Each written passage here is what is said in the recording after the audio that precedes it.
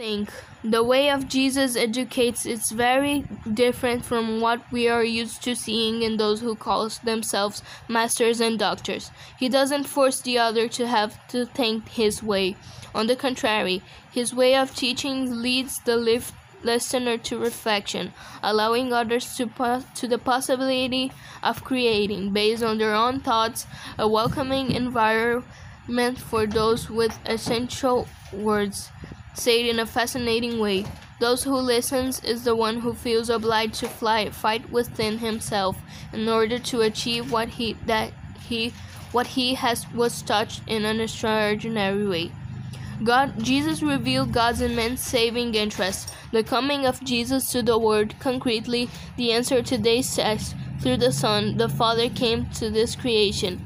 He came to tell her how great His love is, and He will never give up on us, on His desire to save us, configuring the Son and the Holy Spirit, as in the parable of the prodigal son. Here the text demonstrates the merciful initiative of salvation, that God cares about His people and wants them with Him. The disciple knows that he is a miserable insect, and nothing but infinitely loved and protected for God. The text is clear when it says that the joy of having found a lost sheep is greater than the 99 rescues.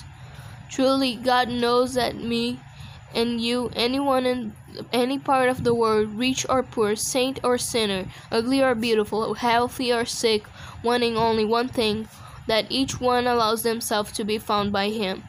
The stray sheep at first think it's free. It can do anything, eat in any pasture, drink from any fountain, sunbathe whenever it wants, bathe whenever it wants.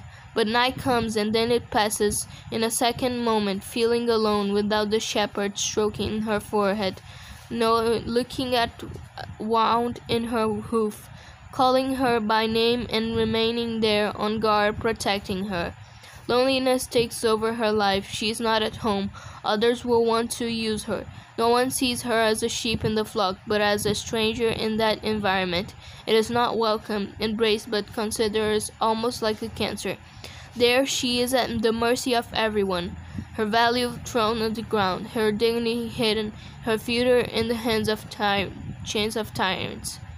Thus we find men and women who flee their saving home, who try to live what they think anyway, who think they are their own masters, who choose a life without God.